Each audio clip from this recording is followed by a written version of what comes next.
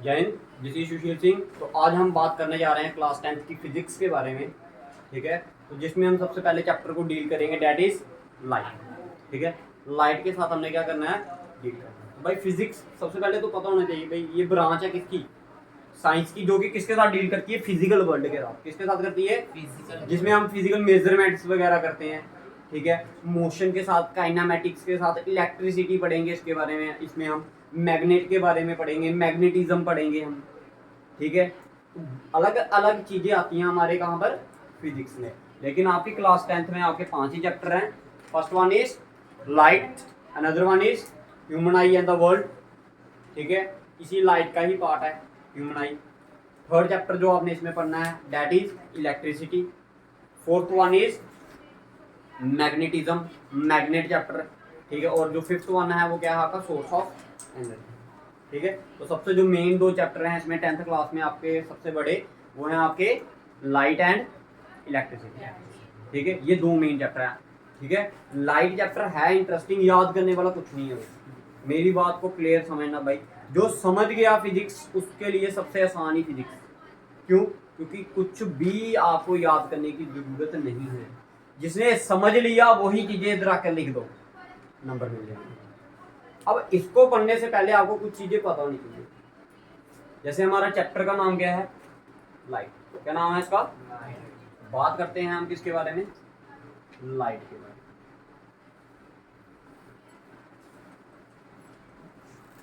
बात करते हैं किसके बारे में, लाइट के बारे में।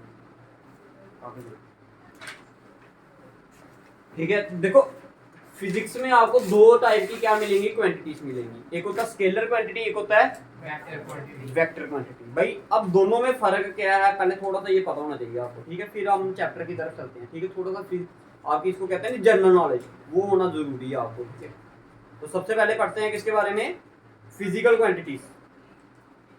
क्या, फिजिकल क्वांटिटीज। समझने की कोशिश करना फिजिकल क्वांटिटीज क्या होती हैं भाई। देखिए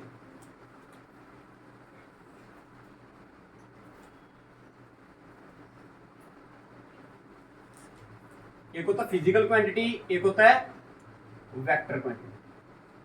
ठीक है, अब भाई फिजिकल और वेक्टर में क्या फर्क है भाई। देखिए इसमें सिर्फ क्या होगा, मैग्नीट्यूड होगा। क्या होगा, मैग्नीट्यूड। और इसमें क्या होगा, मैग्नीट्यूड एंड डायरेक्शन। भाई दोनों में बस इतना सा ही फर्क है। इसमें वेक्टर क्वांटिटी में क्या होती है, डायरेक्शन होती है, उसमें डायरेक्शन क्या कहते हैं आपका, फिजिकल क्वांटिटी में डायरेक्शन नहीं होती। ठीक है, अब बात करते हैं हम किसकी, इससे एग्जांपल की बात करें। जैसे डिस्टेंस की बात करूंगा, that is the scalar quantity. और डिस्प्लेसमेंट की बात करूंगा, that is the vector quantity. इसकी डायरेक्शन होती है, इसकी डायरेक्शन नहीं होती। और इसकी एग्जांपल बात करें तो इसमें आएगी आपकी स्पीड, इसमें आएगी आपकी वेलोसिटी। ठीक है, स्पीड की कोई डायरेक्शन नहीं होती भाई। वेलोसिटी की क्या होती है, आपकी डायरेक्शन होती है, और इसका मैग्नीट्यूड भी होता है। मैग्नीट्यूड हो गया उसका कितना वजन वगैरह है, क्या कितने उसकी अमाउंट है। एक बेस्ट एग्जांपल और बताता हूं आपको, मास। मास क्या होता है भाई, किसी बॉडी में कितना मैटर है, किसी बॉडी में कितना मैटर है, इसको किसमें मेजर करते हैं हम, मास को केजी में। किसमें करते हैं, केजी में। अच्छा, इसमें आता है आपका वेट। क्या आता है आपका, वेट। अब बताइए वेट को किसमें मेजर करते हो आप, बताइए।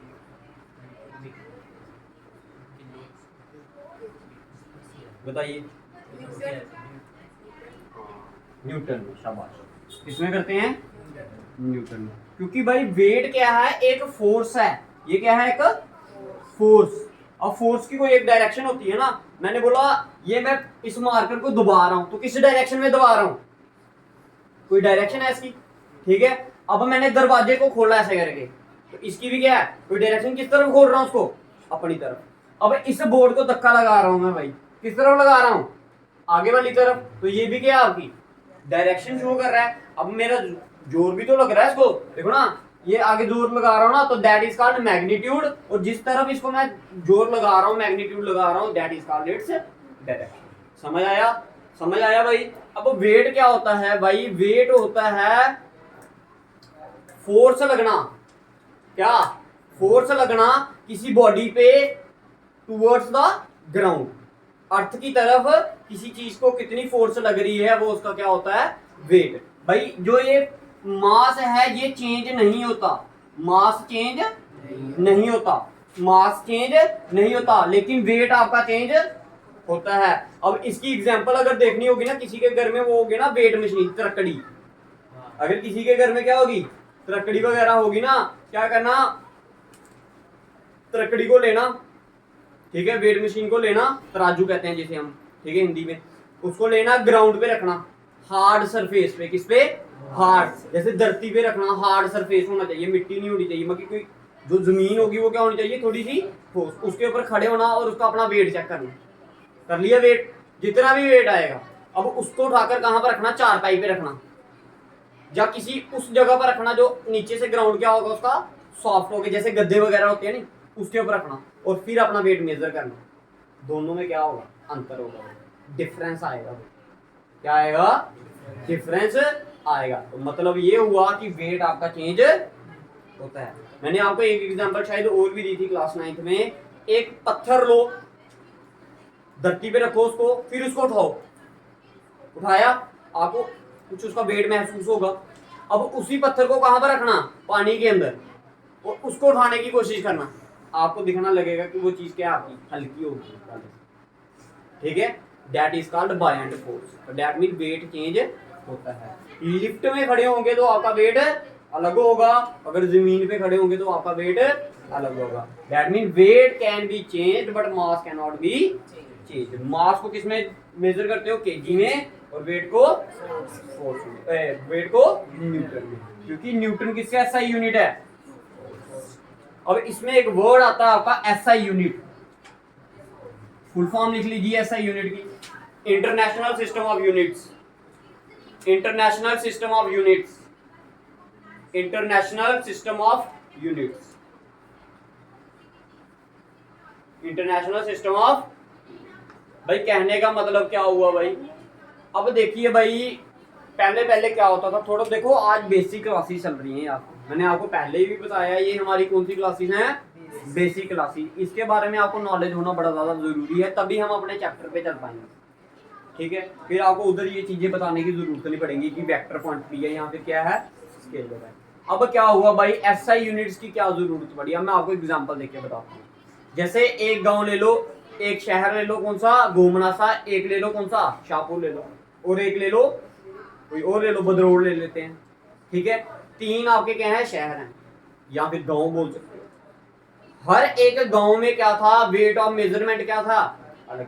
पहले पहले लोग जब कोई क्या करते थे, एक दूसरे के साथ व्यापार करते थे, तो वो कैसे करते थे? बोलते थे बार्टर सिस्टम चलता था। क्या चलता था? एक वर्ड होता है, हिस्ट्री में पढ़ोगे आप, वाटर सिस्टम, बार्टर सिस्टम बोलते हैं, ठीक है। बार्टर सिस्टम क्या होता है? जैसे हमारे गांव में, जैसे शाहपुर में क्या होते हैं? सिर्फ चावल होते हैं। शाहपुर में क्या होते हैं? सिर्फ। गोमनासा में क्या होते हैं? सिर्फ कनक होती है। क्या होती है? कनक, या फिर आप गेहूं बोल सकते हो, ठीक है। बदरोड़ की बात करूंगे तो बदरोड़ में सिर्फ क्या होगा? गन्ने होंगे भाई, ठीक है।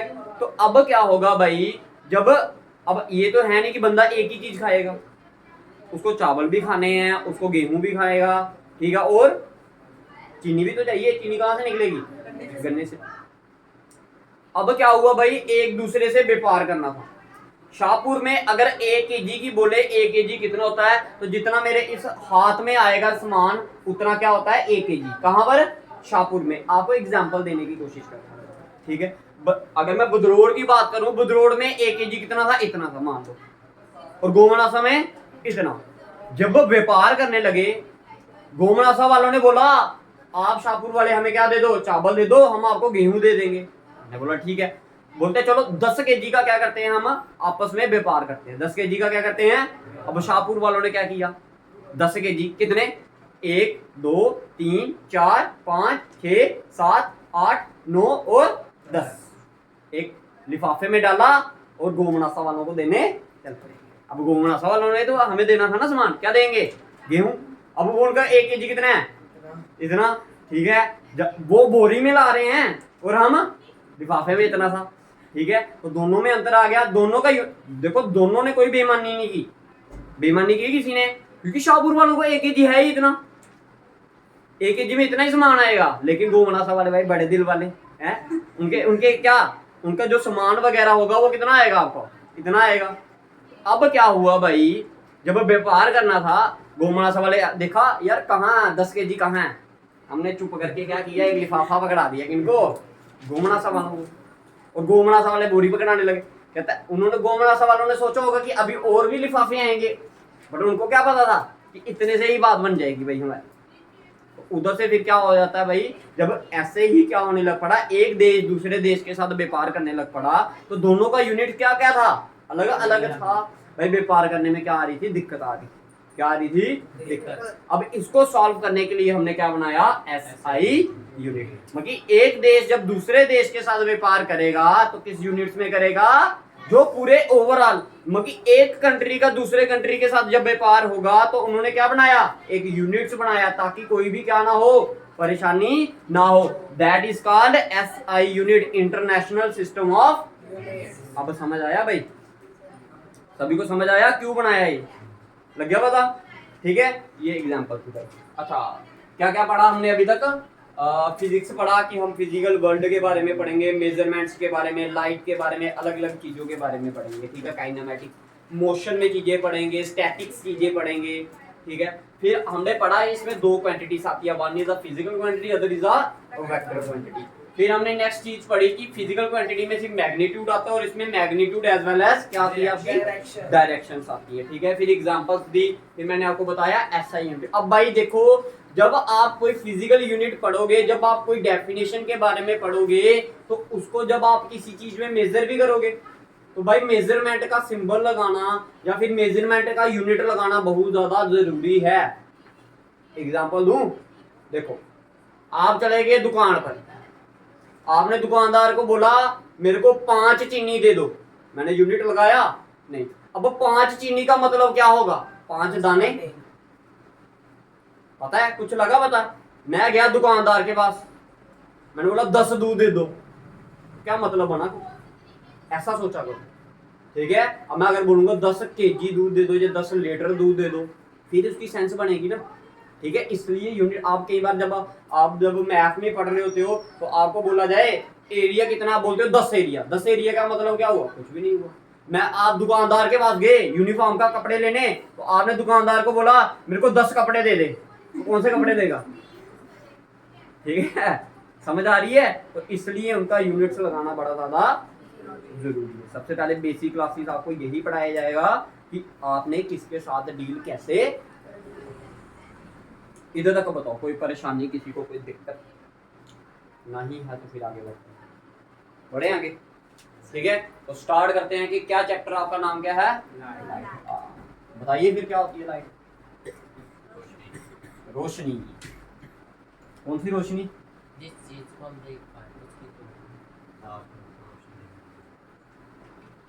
देखिए भाई, लाइट क्या है, एक फॉर्म ऑफ, एक फॉर्म है किसकी,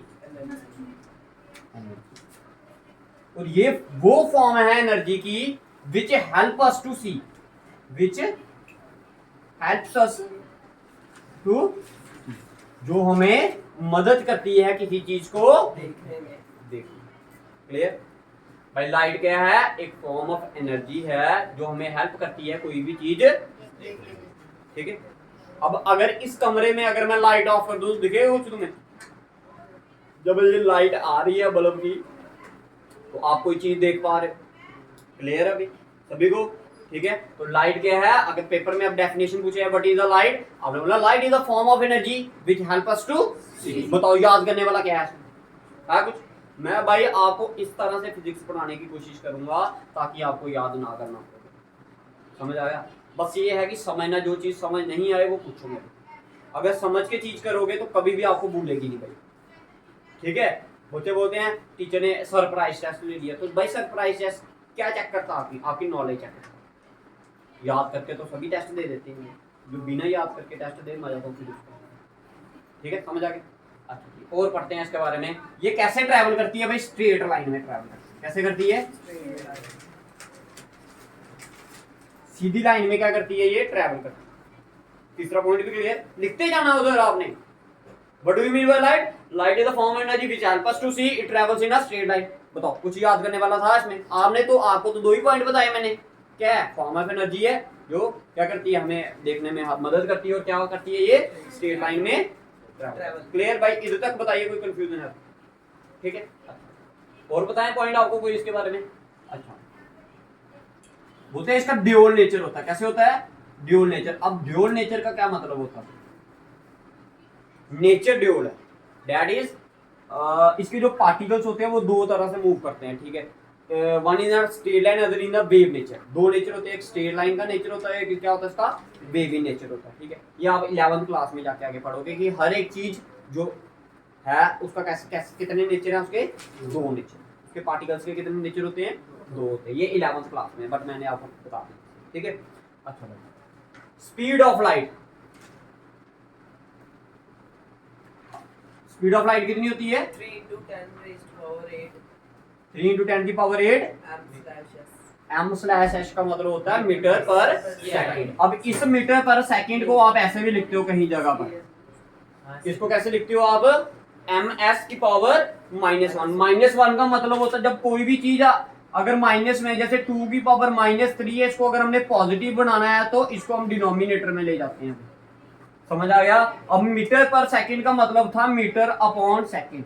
इस सेकंड को ऊपर ले गए तो क्या मतलब आ गया? समझ आ गया? इधर तक कोई कंफ्यूजन है तो बताओ। तो दैट मीन लाइट क्या हुई? एक स्केलर क्वांटिटी। लाइट क्या हुई? एक स्केलर क्वांटिटी। बताइए, इधर तक किसी को कोई दिक्कत है तो बताओ।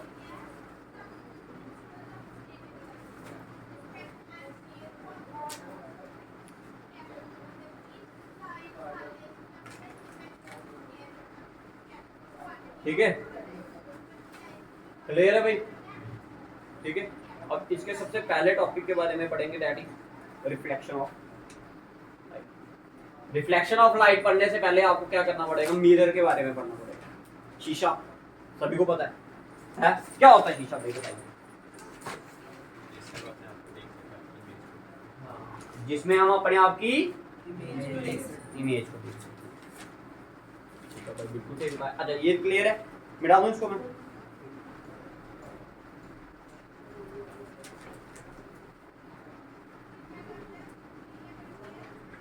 अच्छा देखो, मिरर क्या होता है भाई? मिरर, शीशा, जिसको आप रोज देखते हो?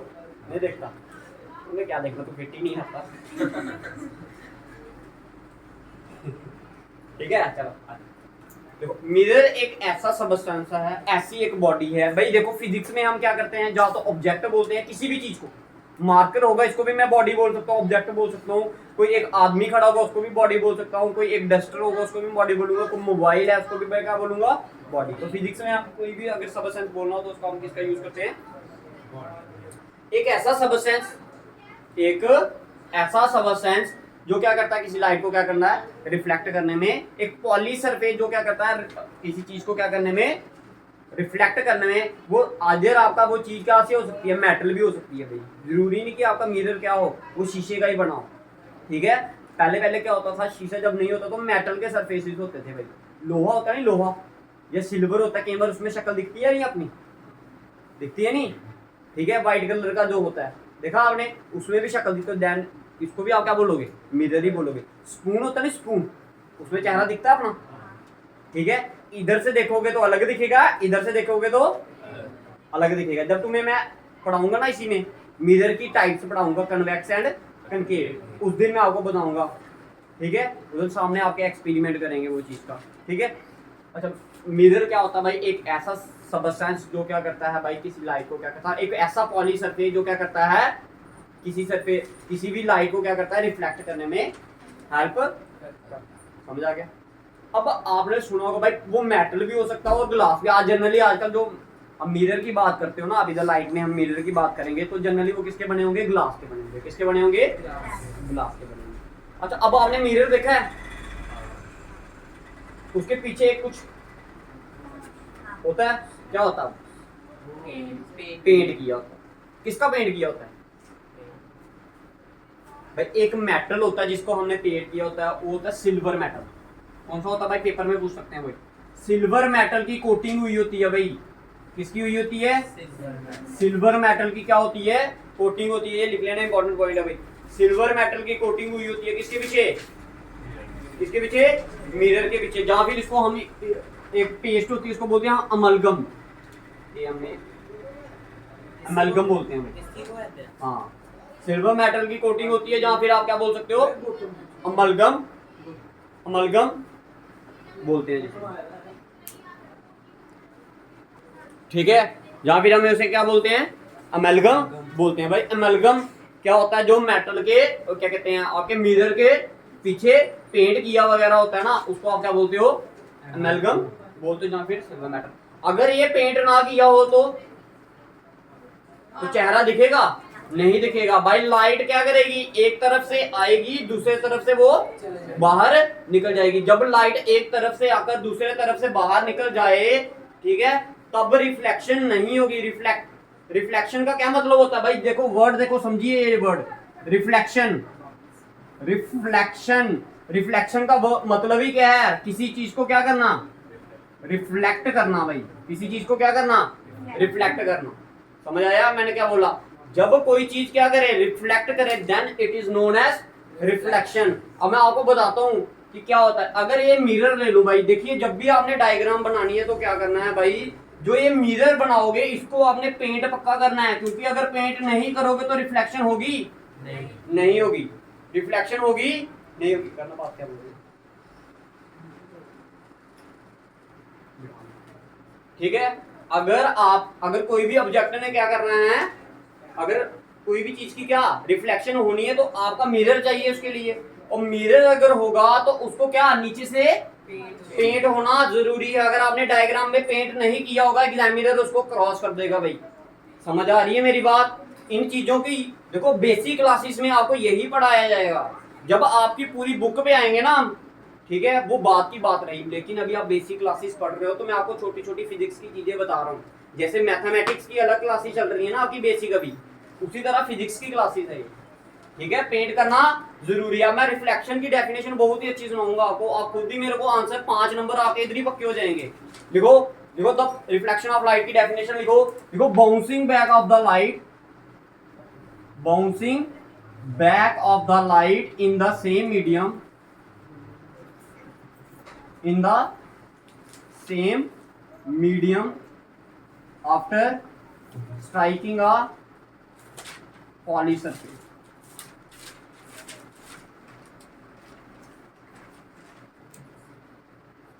Is called reflection of light.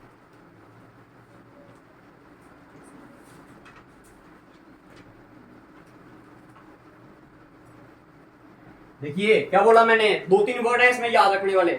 Bouncing back, bounce क्या होता है, बॉल का टप्पा लगाते हो नहीं, क्या करती है बॉल, बाउंस आती है, वापस आना, ठीक है। कहता है लाइट का वापस आना इन द सेम मीडियम। अब मीडियम का मतलब समझना भाई, आसान भाषा में मीडियम का मतलब होता है रास्ता। मीडियम का मतलब रास्ता। अगर हवा में रिफ्लेक्शन हुई है तो हवा से ही वापस आएगी, अगर पानी में रिफ्लेक्शन हुई है तो पानी से ही वापस आएगी, अगर किसी ग्लास से रिफ्लेक्शन हुई है तो ग्लास से ही। क्लियर है भाई।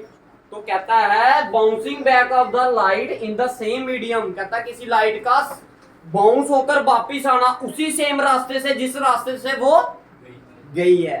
समझ आ रही है definition. After striking a poly surface, जब किसी वो पॉली सरफेस के साथ वो क्या करती है, टकराती है, उसे हम क्या बोलते हैं, रिफ्लेक्शन ऑफ।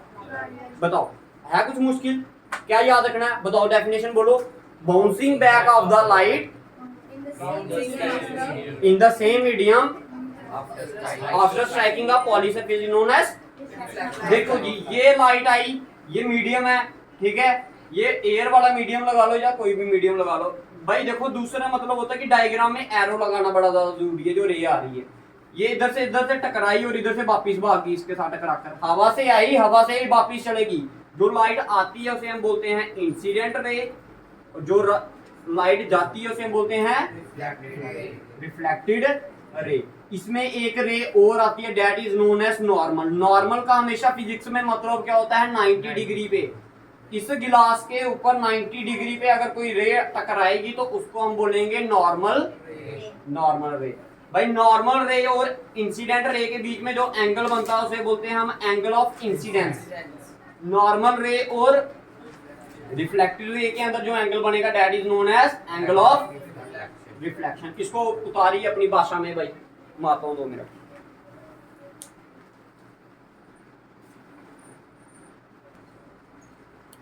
देखिए भाई समझ आ गए, इधर तक समझ आ गया आपको, डेफिनेशन क्लियर है सभी को।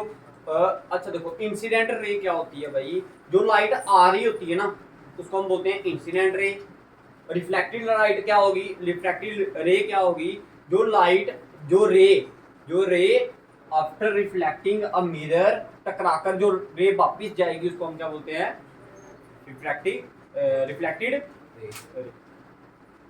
उसके बाद 2 एंगल आते हैं, एक एंगल ऑफ इंसिडेंस होता है, एक एंगल ऑफ रिफ्लेक्शन होता है। भाई एंगल ऑफ इंसिडेंस की डेफिनेशन पूछी जाएगी तो क्या बताओगे,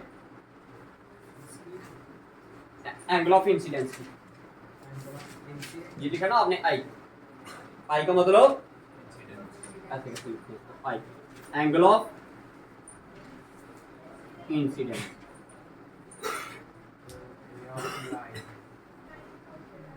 क्या लिखोगे इसको, शाबाश। When the ray comes from this object and strikes the plane here, सही बोला तुमने, थोड़ा सा 1-2 चीज और बोली इसमें। देखो आप आसान भाषा में बोलो, द एंगल, क्या लिखना है, द एंगल बिटवीन किसके बीच में, इंसिडेंट रे या normal ray is known as angle of incident. है याद करने वाला, किसके बीच में बना बताओ भाई, incident ray and the normal. क्या बोलोगे, the angle between, Between incident ray and the normal is called. है मुश्किल, ठीक है तो याद करने वाला है कुछ इसमें अभी तक जो बताया मैंने। अब रिफ्लेक्टेड वाला बताओ, The angle between normal and refracted ray. इसकी डेफिनेशन खुद ही बनाते जाना आपने, समझ आ रही है, समझ आ गई डेफिनेशन सभी को, क्लियर है। अब पढ़ते हैं इसके हम लॉस के बारे में। 2 लॉ होते हैं इसके, कितने लॉ होते हैं, 2 लॉ। देखिए पहला वाला लॉ, 2 लॉस होते हैं इसके, लिखिए पहला वाला लॉ लिखिए इसका,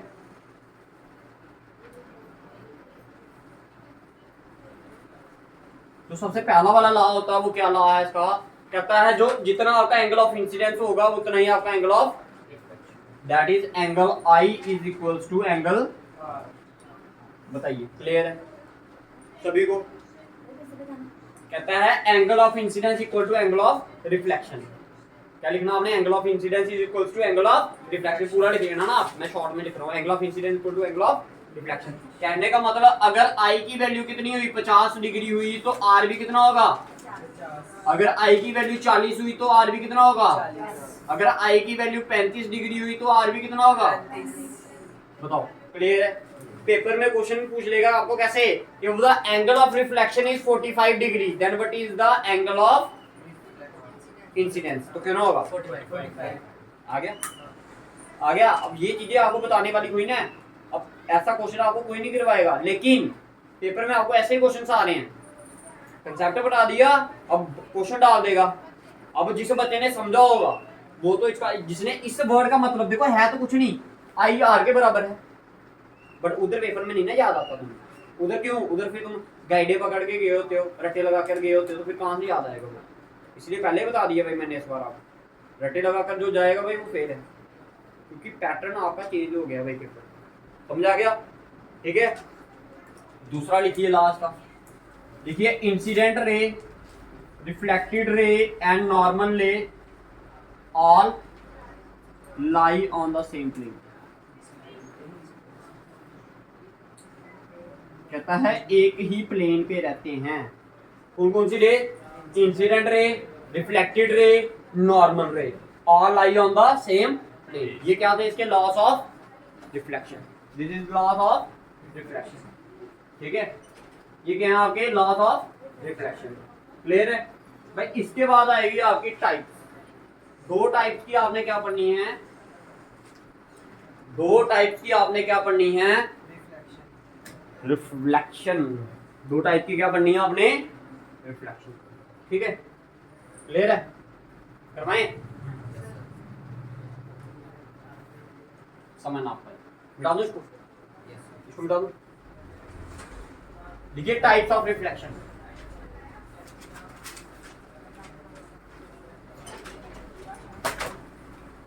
टाइप्स ऑफ, सबसे पहले लिखिए दो ही टाइप्स है इसकी, ठीक है। एक रेगुलर रिफ्लेक्शन होती है भैया आपकी, और एक होती है इरेगुलर, या फिर हम इसे क्या बोलते हैं, डिफ्यूज।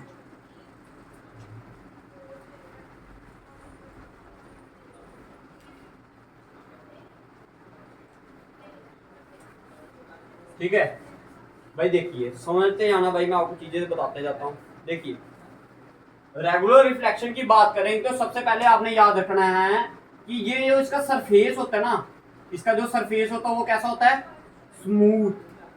क्या होता है, स्मूथ। दैट मीन ऐसे। ये किसके लिए कंडीशन है, रेगुलर रिफ्लेक्शन। अगर मैं इरेगुलर की बात करूंगा तो सरफेस क्या होगा, स्मूथ नहीं होगा, रफ होगा। कैसा होगा, रफ होगा या इरेगुलर होगा। क्या कैसा होगा, इरेगुलर। जैसे मैं बोलूं ऐसे, दिस इज कॉल्ड इरेगुलर। ठीक है जी, बताइए ये चीजें क्लियर हुई, पहला पॉइंट क्लियर है दोनों का। If the reflection is take place on a smooth surface then it is known as, if the reflection is take place on irregular or rough surface then it is known as, बताओ याद करने वाला कुछ है, बताओ definition क्या होगी diffused वाले की। आप ऐसा बोलो, सिंपल बोलो ना, if the reflection is take place on irregular surface then it is known as irregular diffusion, या और if rough surface then it is known as irregular reflection। अगर इसके लिए बोलेंगे तो क्या आएगा, अब दूसरी कंडीशन इसके लिए क्या होती है, इसमें जो रेस रहती हैं आफ्टर रिफ्लेक्टिंग, अगर देखो ये ऐसे आ रही है ना पैरेलल में, जैसे ये इसके साथ आई फिर ये इधर से टकरा कर भाग गई, ठीक है। ये एरो डालना बड़ा ज्यादा जरूरी है, ठीक है। ये एक और रे आई, ये इसके साथ टकरा कर इधर से भाग गई, ये एक और रे आई, ये इधर से आकर इसके साथ भागी। अब देखो भाई ये कैसे आई थी रेस, पैरेलल में आई थी ना, और ये इधर से कैसे गई, पैरेलल में। लेकिन जो इधर से पैरेलल में आएंगी, ये इधर से आई और ये ऐसे करके चलेगी, ठीक है। जो अब इधर गिरेगी वो क्या करके चले जाएगी, ऐसे करके चले जाएगी, मगर वो पैरेलल नहीं होगी। अगर रेस पैरेलल आती हैं और पैरेलल ही रिफ्लेक्ट होके वापस चले जाएं तो उसे हम क्या बोलते हैं, रेगुलर रिफ्लेक्शन। अगर पैरेलल आए और पैरेलल वापस ना जाएं then it is known as, बताओ कंसेप्ट क्लियर हुए भाई आपके, कंसेप्ट क्लियर हुए भाई सभी के। हाँ भाई ओके, किसी को पूछना है इधर से कुछ तो बताइए। दोनों देखो ये कौन सा पैरेलल वाला, देखो इधर से जब भी रेस आएंगी तो वो कैसे आएंगी, पैरेलल आएंगी। जब पैरेलल आई और ये कैसे चलेगी, पैरेलल। जब इधर से पैरेलल आ रही है लेकिन ये पैरेलल नहीं जा रही, ये एक दूसरे को क्या कर रही हैं, इंटरसेक्ट कर रही हैं जाते वक्त। ये इंटरसेक्ट की एक दूसरे को, देखो ये इधर जा रही है, ये बिल्कुल सीधे जा रही है, कर रही है एक दूसरे को इंटरसेक्ट, नहीं कर रही है। अब ये इधर से आ रही है और ये कैसे करके जा रही है, इंटरसेक्ट। जब पैरेलल आ रही हैं और पैरेलल वापस ना जाएं तो उन्हें हम क्या बोलते हैं, इरेगुलर और डिफ्यूज। अगर पैरेलल आए और पैरेलल ही भाग जाएं तो उसे हम क्या बोलेंगे, these are the types of. इसमें रेस कैसे रहती हैं, पैरेलल रहती हैं। ये दो ऐसे करके सिंबल डालेंगे तो इसका मतलब क्या होगा, पैरेलल। और अगर ऐसे करके मैं ऐसा कर दूं तो क्या होगा, नॉन पैरेलल। बताओ समझ आ गया। जो ये छोटी छोटी चीजें बता रहा हूं आपकी कॉपी पे होनी चाहिए भाई, समझ आ रहा है मेरी बात। बताओ इधर जाके किसी को कोई कंफ्यूजन है तो बताओ भाई। अच्छा एक क्वेश्चन और बताना आपको रह गया मेरा इधर, बताओ पेपर में आपको पूछा जाता है, बताओ ये एक अगर मिरर है इस पे हम कितने डिग्री पे इंसिडेंट रे आपकी पड़े और उस पे ही भाग जाए, अगर जैसे आई वैसे ही भाग जाए, 90 नॉर्मल रे पढ़ा ना आपने, ठीक है। तो अगर 90 डिग्री पे इस पे टकराएगी ना, कितने डिग्री पे, 90 डिग्री पे इंसिडेंट रे बन रही है तो 90 पे ही क्या भाग जाएगी, ये वापिस भाग जाएगी। That is in the case of angle of reflection, in the case of reflection of light, if the incident ray if the angle of incidence is 90 degree तो एंगल ऑफ रिफ्लेक्शन भी कितना होगा, 90 डिग्री। तो भाई 90 कैसे बनेगा, बिल्कुल सीधे बनेगा ना इसके साथ, ठीक है। तो दैट मीन इंसिडेंट और रिफ्लेक्टेड रे आपकी क्या हो जाएंगी, समझ आ गया, समझ आ गया भाई। बताइए इधर तक किसी ने कुछ पूछना है तो बताइए। कल पढ़ेंगे मिरर के बारे में और उसकी करैक्टरिस्टिक्स के बारे में, ठीक है। तो आपकी क्लासेस स्टार्ट हो चुकी हैं, क्लास 10th से लेके क्लास 5th तक एडमिशन्स ओपन है। जो भी कोई आना चाहता है वो आ सकता है, ठीक है। अभी हमारी थोड़े दिन बेसिक क्लासेस चलेंगी, ठीक है।